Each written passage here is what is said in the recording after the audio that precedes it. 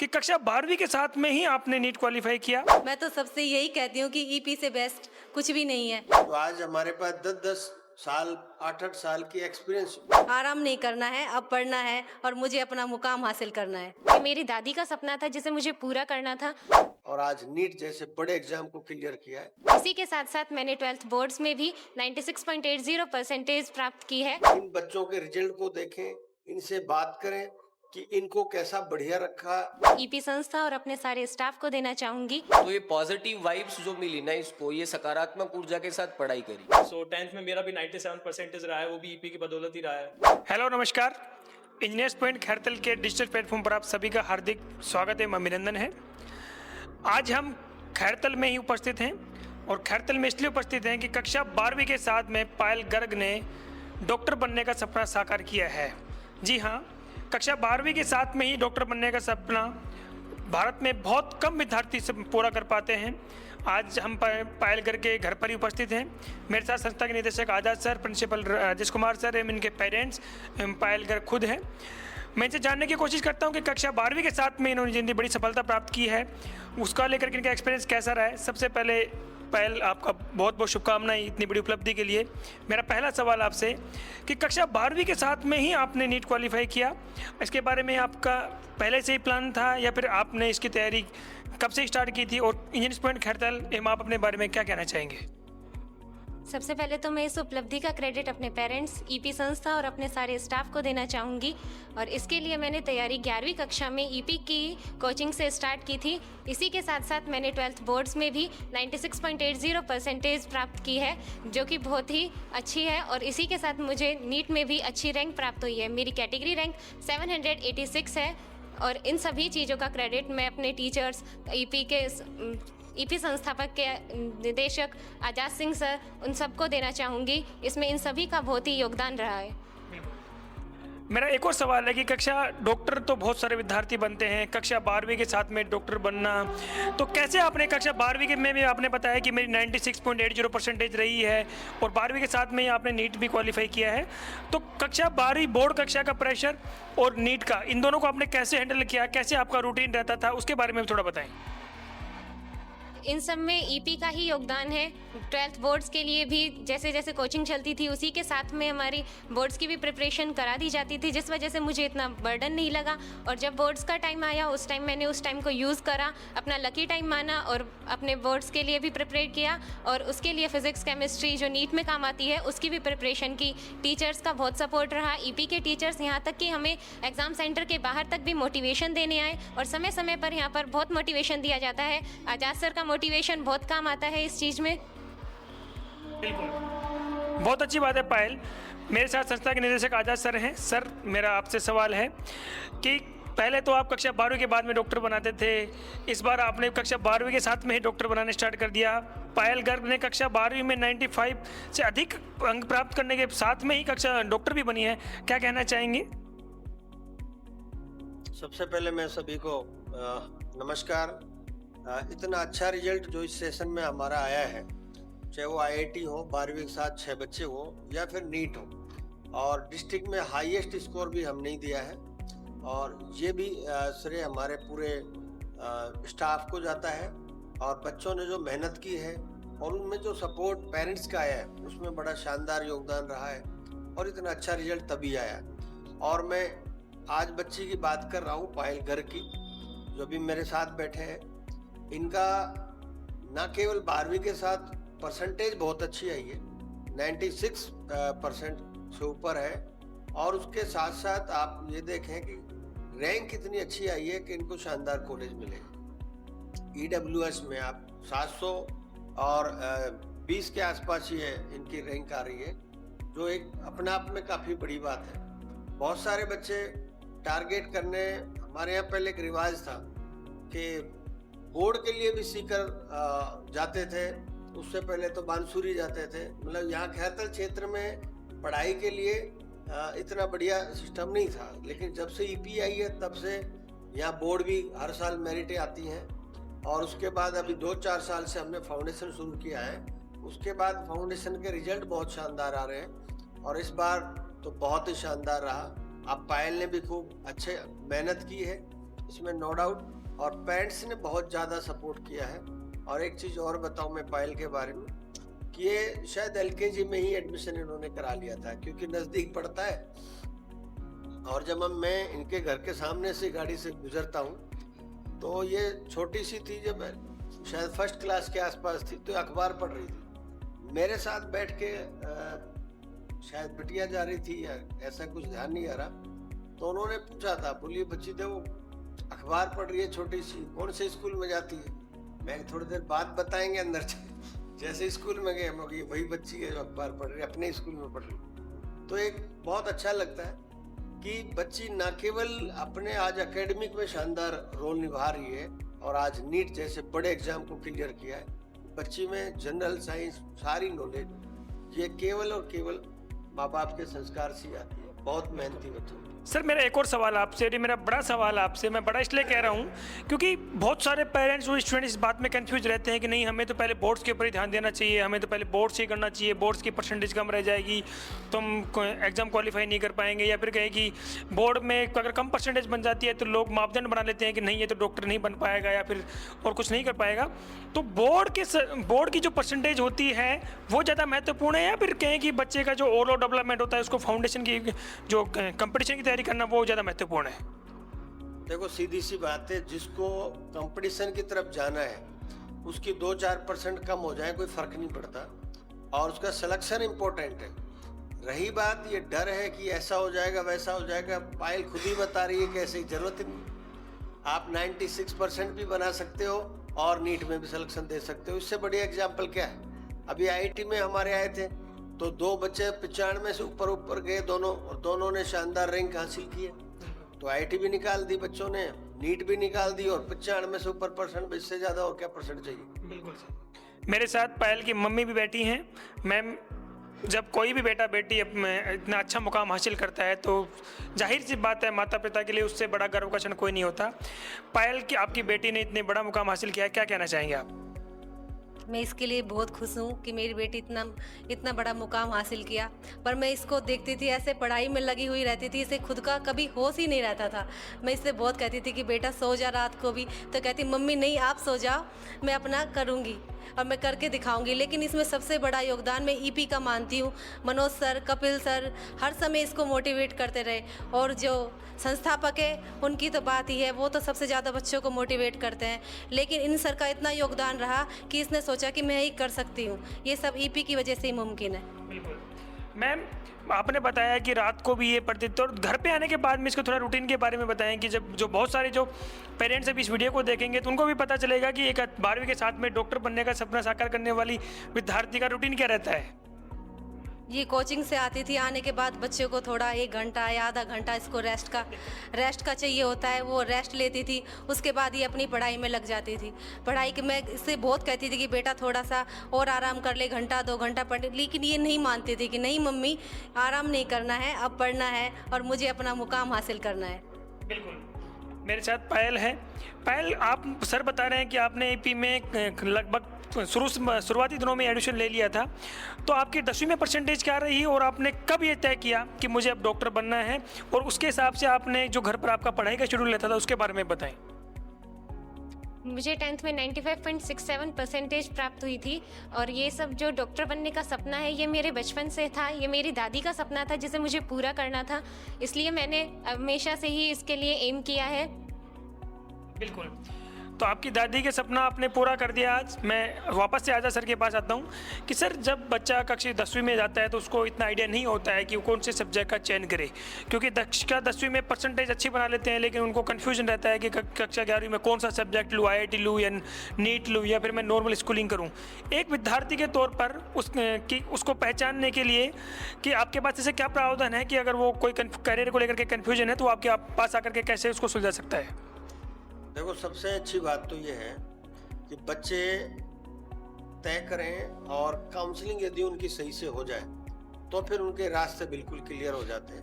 क्योंकि मन में यदि बच्चे ने पहले ही बैठा रखा है कि मुझे ये करना है, तो उसको बिल्कुल डिस्टर्ब कभी नहीं करें, उनके सपने को साकार होने दें। लेकिन डिस्कस एक बार ज़रूर काउंसलिंग हो जाए, ताकि उसकी अच्छी चीज़ें और प्लस चीज़ें वो भी उनको धीरे धीरे बताई जाए और फिर वो उसी डायरेक्शन में उनको भेजा जाए। तो बेस्ट है कि एक बार काउंसलिंग जरूरी है, क्योंकि हमारे यहाँ तो बच्चे, हमारे तो रोज काउंसलिंग होती रहती है, तो हम तो अपने बच्चों को बताते रहते हैं सारे रास्ते, लेकिन जो हमारे स्कूल का बच्चा नहीं है उन बच्चों के लिए काउंसलिंग बहुत जरूरी है। वो 5-7 मिनट आके एक बार जरूर मिल लें, ताकि सब्जेक्ट उनका हो ही लें जो एक्चुअल में उसकी रुचि है। कई बार क्या होता है कि देखा देखी भी हो जाता है और बच्चा उस दिशा में चल तो देता है, लेकिन बाद में बड़ी दिक्कत होती है।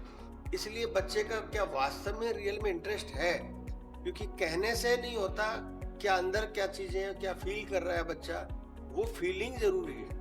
क्योंकि फीलिंग जिस बच्चे में आ गई, उस सब्जेक्ट को बहुत अच्छे से गहराई से पढ़ेगा और उसको अच्छे से टच करेगा और फिर मुकाम भी शानदार हासिल करेगा। बिल्कुल। मैं पायल आपके पास एक और सवाल लेकर के आता हूँ कि कक्षा 10वीं के बाद में बहुत सारे विद्यार्थी जो कोटा सीकर जाने का सपना देखते हैं कि नहीं हम तो डॉक्टर अब मतलब बाहर जाकर के बड़े शहरों से ही बन सकते हैं, कोटा सीकर जयपुर में और भी कई सिटियों की बात करूँ, आपने ये मुकाम खैरतल में रह करके हासिल किया है, तो जो कोटा सीकर जाने वाले विद्यार्थी हैं उनको आप क्या कहना चाहेंगे? जैसा कि मैंने अभी बताया था, मैंने पहले से ही यहीं से प्रिपरेशन की है, ईपी से ही मैं नर्सरी क्लास में से रही हूँ, तो मुझे कभी ऐसा दिमाग में आया भी नहीं कि मुझे स्कूल चेंज करना चाहिए या कुछ। इसी तरीके से जैसे ही मुझे 10th में इतना अच्छा स्कोर मिला, उसके बाद मैंने सोचा बाहर जाने का कोई फ़ायदा नहीं है, क्योंकि जब हमें घर पे रहते हैं तो घर का माहौल भी मिलता है जो कि बाहर कभी नहीं मिल सकता, और जिससे हमारी पढ़ाई भी डिस्ट्रैक्ट होती है। इसलिए मैंने सोचा मैं यहीं रहकर अपना मुकाम हासिल कर सकती हूँ, तो इसलिए मैंने ईपी में ही रहकर 11th 12th के साथ ही अपने नीट की ड्रीम की परीक्षा की अपनी तैयारी करी थी। बिल्कुल। तो आपके जो आपने ईपी कोचिंग में एडमिशन लिया, तो ईपी कोचिंग के जो फैकल्टी मेंबर्स हैं, टीम मेंबर्स हैं, उनका कितना सहयोग रहा आपके साथ में, उनके जो पढ़ाई के बारे में, या फिर ऐसी कोई बात कि आपको 11th 12th की तैयारी के दौरान आपको कभी मोरल आपका डाउन हुआ हो, कभी ऐसा लगा हो कि नहीं मैं शायद इसको कर पाऊंगी, नहीं, कोई ऐसी बात? हाँ, इस बारे में मैं कहना चाहूँगी, मुझे स्टार्टिंग में अपने आप पर इतना कॉन्फिडेंस नहीं था कि मैं कर पाऊँगी, लेकिन यहाँ के टीचर्स जैसे कि फिजिक्स फैकल्टी है कपिल सर और बायोटनी फैकल्टी है मनोज सर, इन सब ने इतना कॉन्फिडेंस दिखाया, मुझसे ज़्यादा उनको मुझ पर कॉन्फिडेंस था। इस वजह से मुझे भी कॉन्फिडेंस आया और फिर मुझे सभी के लिए ये मुकाम हासिल करना था, इसलिए मैंने दिन रात मेहनत करके ये मुकाम हासिल किया है। बिल्कुल। मैं आपकी मम्मी से एक और सवाल पूछ लेता हूँ कि मैम, बच्चों को डॉक्टर इंजीनियर बनने के लिए कोटा सीकर पहले बाहर जाना पड़ता था। आपने देखा होगा आज से 3-4 साल पहले भी बाहर जाते थे, जब से पहले ईपी ने शुरू नहीं किया था। अभी आपकी बच्ची ने खैरतल में रह करके ही ये सपना साकार किया है, क्या कहना चाहेंगे आप? मैं तो, मेरे पास बहुत से फ़ोन आते हैं, जैसे कि कईयों की मम्मी पूछती है जो कि मतलब इंटेलिजेंट बच्चे हैं कि हमें कहाँ भेजना चाहिए अपने बच्चे को। मैं तो सबसे यही कहती हूँ कि ईपी से बेस्ट कुछ भी नहीं है, क्योंकि ईपी में सब कुछ है जो बाहर नहीं है, वो भी है ईपी में, और सब बच्चों को इतनी अच्छी प्रेरणा देते हैं कि वो ना करके भी बहुत कुछ कर जाते हैं। बिल्कुल। मैं सर आपके पास दोबारा से आता हूँ। मैम ने जैसा कि बताया कि फैकल्टी मेंबर्स का काफ़ी बड़ा योगदान होता है किसी भी बच्चे की सफलता में। आपके पास जो वर्तमान में ईपी के फाउंडेशन की जो टीम है या फिर ईपी कोचिंग की टीम है, उसके बारे में आप क्या कहना चाहेंगे? मैं सबसे पहले तो आपको यही कहना चाहूँगा, क्योंकि जब शुरुआत की थी हमने तब एक चीज़ देखी थी कि बेहतर फैकल्टी कैसे ढूंढें, और उसके लिए बहुत मेहनत करनी पड़ती है, बहुत अच्छे पैसे खर्च करने पड़ते हैं। तो आज हमारे पास 10-10 साल 8-8 साल की एक्सपीरियंस, मतलब नामी जो भी कोचिंग है जिनके नाम के चर्चे चलते हैं, उनका एक्सपीरियंस प्लस उनकी खुद की क्वालिफिकेशन।